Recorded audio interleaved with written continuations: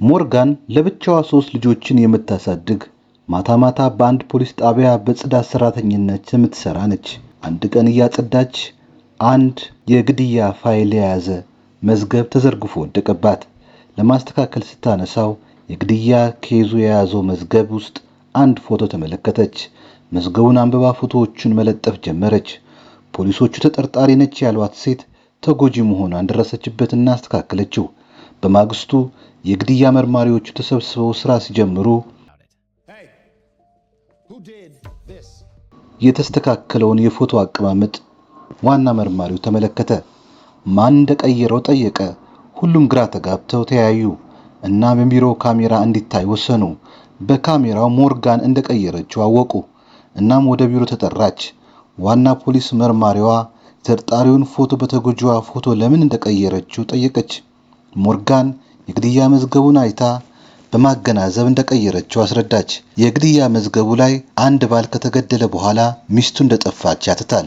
እናም ፖሊሶቹ አንደኛ ተጠርጣሪ ባለቤቱ ነች ብለው ወስነዋል። ሞርጋን ፎቶዎችን አገላብጣ አይታ በግድያው ወቅት ሶስተኛ ሰው እንደነበር፣ ይህ ሰው የሟቹን ሚስት አፍኖ በመውሰድ ፖሊሶች ባሏን ገላ ተሰወረች ብለው እንዲጠረጥሩ እንዳደረገ አስረዳች።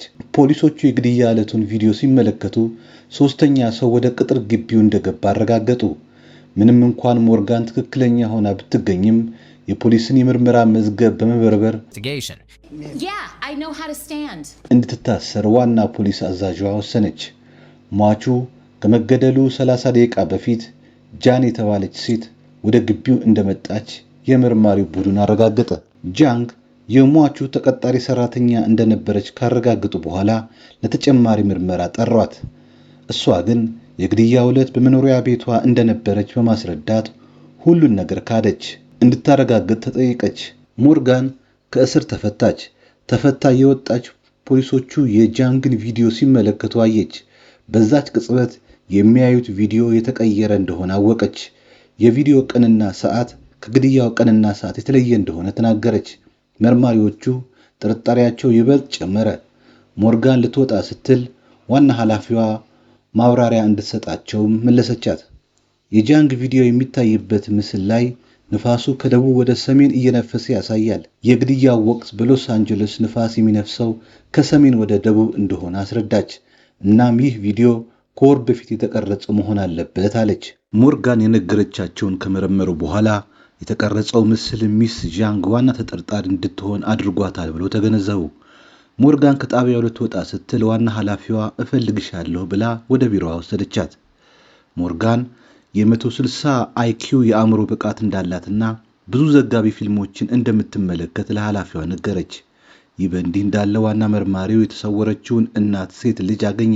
እሷም አባቷ ከመገደሉ ከሳምንታት በፊት ለተሰወረችው እናቷ ሳራ ከምትባል ሴት ሚስጥራዊ ደብዳቤ እንደደረሳት ነገረችው። እናቷ ደብዳቤውን ካነበበች በኋላ ሳራ ራሷን እንዳጠፋች፣ በዚህም እናቷ ተደናግጣ ተናዳ እንደነበር ገለጸችለት። መርማሪው ደብዳቤውን ይዘት ለማወቅ ጉጉት አደረበትና ስለ ጉዳዩ ለዋና ኃላፊው አስረዳ። ደብዳቤው በተሰወረችው ሴት ቢሮ ውስጥ ለመፈለግ አቅደዋል። ስለዚህ ዋና ኃላፊዋ ሞርጋን ጉዳዩን ለመፍታት እንድታግዛቸው ተማጸነቻት። በኋላ በዚህ ቀን ዋና መርማሪው ስለ ግድያው የደረሱበትን መረጃ በሙሉ ለሞርጋን አስረድቶ የተሰወረችውን ሴት እህት እንድታናግር አደረገ። ሞርጋን በጥያቄዋ ወቅት እህቷ የስነ ህይወት ተመርማሪ እንደሆነች ከፖሊስ የሆነ ነገር እየደበቀች እንደሆነ ተገነዘበች። ስለ ጥርጣሬዋ ለዋናው መርማሪ ስትነግረው አሁንስ አበዛሽው በማለት ጥርጣሬዋን አጣጣለው። መርማሪ ወደ ተሰወረችው ሴት ቢሮ በመሄድ ደብዳቤውን ከቢሮዋ ለመፈለግ የድርጅቱን ስራ አስኪያጅ ፈቃድ ጠየቀ። ነገር ግን አልፈቀዱለትም። ሞርጋን መርማሪው ሳያውቅ እንደ ነርስ ሆና ተደብቃ በመግባት ደብዳቤውን ማግኘት ቻለች። ደብዳቤውን ለመርማሪው ስታቀርብለት ደብዳቤውን ሰርቃ በማምጣቷ በንዴት ጮህባት። ምክንያቱም የስርቆት ወንጀል ሊያሳስራት እንደሚችል በማስረዳት ነገር ግን አረጋጋችውና ደብዳቤውን እንዲያነብ ነገረችው። ደብዳቤው የጻፈችው ሴት ብሪያን በተባለ ባለስልጣን ጥቃት ደርሶባት ስለነበር ሰውየውን ለመክሰስ የተሰወረችውን ሴት እርዳታ ፈልጋ ነበር። ከዚህ በመነሳት ሞርጋን ይህ ባለስልጣን ከግድያ ጋር በተያያዘ እጁ እንዳለበት ጠረጠረች። ይህንን ሲሰማ መርማሪው ደብዳቤውን ወደ አመጣችበት ቢሮ እንድትመልስ ነገራት። ባለስልጣኑን ደውሎ ለምርመራ ወደ ፖሊስ ጣቢያ ጠራው። ብሪያን ምንም እንደማያውቅ ካደ። የተናገረውን ሲያጣሩ ብሪያን በግድያው ቀን በፎንታና ከተማ እንደነበር አወቁ። ይህም ተጠርጣሪ አያደርገውም። ግድያው በተፈጸመበት ቀን ብሪያን በከተማ ውስጥ አልነበረም፣ ፎንታና በምትባል ሌላ ከተማ ነበር። ይህ በእንዲህ እንዳለ ድርጅቱ ሞርጋን ደብዳቤ እንደሰረቀች ስለደረሰበት ቅሬታ ለማቅረብ ወደ ጣቢያው መጡ። መርማሪው የመጣችበትን ጣጣ ሲመለከት ሞርጋንን ከምርመራው ስራ አስነስቶ ወደ ጽዳት ስራዋ እንድትመለስ ነገራት። ነገር ግን በማግስቱ ስለ ጥርጣሬዎቿ የበለጠ ለማወቅ ወደ ቤቷ አመራ። ስለዚህ አቶ ብሪያን በፎንታና ከተማ ነበርኩ ማለቱ እንዳላመነችበት አስረዳችው። ፎንታና በመዝናኛ የምትታወቅ ከተማ ስለሆነች ብሪያን ብቻውን ወደ ፎንታና ከተማ ለመዝናናት ሊሄድ አይችልም አለች። በተጨማሪም እህቷ ቤት የፎንታና አርማ ያለባቸው ስጦታዎች እንዳየች ገለጸችለት። ይህም ማለት እህቷና ብሪያን የፍቅር ግንኙነት እንዳላቸው ያመለክታል አለች። መርማሪው የምትለው ነገር የሚያሳምን ቢሆንም ነገር ግን ብሪያንና እህቷ በግድያው ዕለት ሌላ ቦታ ነበርን በማለታቸው ምንም ማድረግ እንደማይችል ነገራት። ወደ ጣቢያው እየሄዱ ሞርጋን ጥርጣሬዋን ተናገረች። ግድያው ከቀናት በፊት እንደተፈጸመ ታምናለች። ነገር ግን ወንጀለኞቹ በቅርቡ እንደተፈጸመ ለማስመሰል ቦታውን አዘጋጅተዋል። የግድያውን ቦታ ሲቃኙ የተሰወረችው ሴት ብሪያንን በደብዳቤ ላይ ስለተፈጸመው ጥቃት እንደነገረችው ደምድመዋል። ስለዚህም ብሪያን በቁጣ ነደደ። ሁኔታውን ያስተዋለው ሟች ብሪያንን ለማስፈራራት መሳሪያ ሲደቅን ቀምቶ ገደለው። ከዚያም ሚስቱን ወንበር ላይ አሰሯት። እህቷ የስነ ሕይወት ተመራማሪ በመሆኗ የሞተበትን ሰዓት ለማዛባት ቤቱን እንዲቀዘቅዝ ሐሳብ አቀረበች። ከመሄዳቸው በፊት ሌላ ሰው እንዲወነጀል የቤቱን ካሜራ ቀይረውታል። ወደዚህ መደምደሚያ እንደደረሱ ብሪያን የተሰወረችውን ሴት የት እንደደበቃት ደረሱበት። ወዲያው አተረፏት። ይህንን ውጤት ያየችው የፖሊስ ኃላፊዋ ሞርጋን በፖሊስ መምሪያ ውስጥ የአማካሪ ቦታን እንድትሰጣት ጥያቄ ቀረበችላት። ነገር ግን መርማሪ ለመሆን ብቁ እንዳልሆነች በመግለጽ የቀረበላትን ጥያቄ ውድቅ አደረገች። በማግስቱ ከትልቋ ልጇ ጋር መናፈሻ ውስጥ እየተዝናናች ሳለ ልጇ ለ15 ዓመታት የጠፋውን አባቷን በተመለከተ በሐዘን አነሳችላት። ልጅቷ አባቷ ጥሏቸው እንደሄደ ታምናለች። ነገር ግን ሞርጋን ባለቤቷ የሆነ ነገር ሆኖ ይሆናል በማለት ለማስረዳት ትሞክራለች። ልጅቷ ይህንን አትቀበልም። ስለዚህ በዚያ ቀን ሞርጋን የቀረበላትን የሥራ ድርሻ ለመቀበል ወደ ጣቢያው አመራች። የጠፋውን ባለቤቷን ለማግኘት እንዲተባበሯት ቅድመ ሁኔታ አስቀመጠች። ሞርጋን የጠፋው ባለቤቷ ሮማን ሲንኬሬ እንደሚባልና ከጠፋ 15 ዓመታት እንደሆነው አስረዳች። I need you to find someone. His name is Roman Sinkera. And he vanished 15 years ago. የፖሊስ አዛዧ በሐሳቧ ተስማማች እና ሞርጋን የመርማሪዎች ረዳት ሆና በመስራት ውስብስብ ወንጀሎችን መፍታት ረገድ እገዛ እያደረገች ነው። አንድ ቀን የጠፋውን ባለቤቷን ጉዳይ በተመለከተ ተጨማሪ መረጃ ጠየቀች። ያገኙት አዲስ ነገር ይኖር እንደሆን ዋና ኃላፊዋን ጠየቀቻት። ሞርጋን ባሏን ለመጨረሻ ጊዜ ያየችው ለሕፃን ልጃቸው ዳይፐር ለመግዛት መኪናውን አስነስቶ በሄደበት ምሽት እንደሆነ አስረዳች። ከዚያ ቀን በኋላ የት እንደገባ አይታወቅም። ይህንን ዝርዝር መረጃ ካገኘች በኋላ ዋና ኃላፊዋ እንደገና ጉዳዩን ለመክፈትና ለመከታተል ቃል ገባችላት። በዚያ ምሽት ሞርጋን ከልጆቿ ጋር እራት እየበሉ ወንድ ልጇ ታላቅ እህቱ በአንድ የሥነ ጥበብ ፕሮጀክት ትምህርት ኤ ማግኘቷን ተናገረ። ሞርጋን በልጇ ውጤት ኩራት ስለተሰማት ልጇን ወደ ምድር ቤት ወሰደቻት።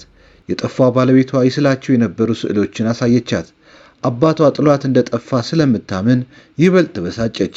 ሞርጋን አባታቸው ፈጽሞ እንደማይተዋቸውና ፖሊሶች በምርመራ እንደሚደርሱበት ልታስረዳት ሞከረች። አንድ ቀን የፖሊስ ዋና ኃላፊዋ ስለጠፋው ባለቤቷ ጉዳይ መረጃ ለማሳወቅ ወደ ሞርጋን ቤት አመራች። የባለቤቷ መኪና ከጠፋ ከ3 ቀናት በኋላ ፖሊሶች እንዳገኙት ነገረቻት። መኪና ውስጥ የሕፃን ዳይፐር አግኝተዋል። ይህ ማለት ባለቤቷ እሷንና ልጆቿን ጥሎ የመጥፋት ፍላጎት አልነበረውም ማለት ነው። አንድ አስከፊ ነገር ደርሶበት መሆን አለበት። ሞርጋን ይህንን ስትሰማ ስሜቷን መቆጣጠር አቃታት። በሚቀጥሉት ጥቂት ቀናት ውስጥ ሞርጋን የግድያ ኬዞችን ከመርማሪዎች ጋር መፍታት ቀጥላለች። የፖሊስ ኃላፊዋ ስለጠፋው ባለቤቷ ጉዳይ አስደሳች ዝርዝር መረጃ ሜሎን ከተባለ መርማሪ ፖሊስ አገኘች። መርማሪ ሜሎን የሞርጋንን ባል ከ15 ዓመት በፊት በመንገድ ላይ የግድግዳ ስዕል ሳያስፈቅድ በመሳሉ በቁጥጥር ስር አውሎት ነበር። ኃላፊዋም የግድግዳ ስዕሉን ወደ ሳለበት ቦታ እንዲወስዳት ጠየቀችው። ስለዚህ አብረው ወደ ቦታው አመሩ። እንደደረሱም የግድግዳ ስዕሉን አገኙት። የፖሊስ ኃላፊዋ ይህ ስዕል በጉዳዩ ላይ ፍንጭ እንደሚሰጣት ተስፋ አደረገች። የዛን ዕለት ምሽት ይህንን ዝርዝር መረጃ ለማካፈል እንደገና ወደ ሞርጋን ቤት አመራች። ለሞርጋን ባለቤቷ የሳለችውን የግድግዳ ስዕሎች አሳየቻትና ባለቤቷ በአንድ ወቅት የግድግዳውን ስዕል ሳያስፈቅድ በመሳሉ በቁጥጥር ስር ውሎ እንደነበር ነገረቻት። ምክንያቱም ቦታው ብዙ ጊዜ ወንጀለኞች የሚበዙበት ያልተፈቀደ ቦታ ስለነበር። የፖሊስ ኃላፊዋ ባሏ ማየት የማይገባውን ነገር እንዳየጠረጠረች። ይህም ለመጥፋቱ ምክንያት ሊሆን ይችላል። ሞርጋን ግን ይህንን ሐሳብ አልተቀበለችውም። ባለቤቷ የሆነ ነገር ቢያይ ይነግራት እንደነበር አስረዳች። ከዚያም ኃላፊዋ ስለ ጉዳዩ የበለጠ መረጃ እንዲኖራት ለመርዳት የባለቤቷን ብዙ የግድግዳ ስዕሎችን አሳየቻት። በፖሊስ ጣቢያ ውስጥ ከሰራች ከወራት በኋላ ሞርጋን ራሷን ችላ መርማሪ ፖሊስ ለመሆን ብቁ ሆነች። ሞርጋን መርማሪ ፖሊስ በመሆኗ በመጸዳጃ ቤት ውስጥ ደስታዋን እየገለጸች አንዲት ሴት እያለቀሰች ገባች። እናም ሞርጋን የተጨነቀችውን ሴት ለምን እንደምታለቅስ ጠየቀቻት። ሴትየዋ 2 ሴት ልጆች እንደጠፉባት ገልጻ ሪፖርት ለማድረግ ወደ ፖሊስ ጣቢያ እንደመጣች ነገረቻት። ሞርጋን ልጆቹ እንደሚገኙ ያላትን ተስፋ ገለጸች።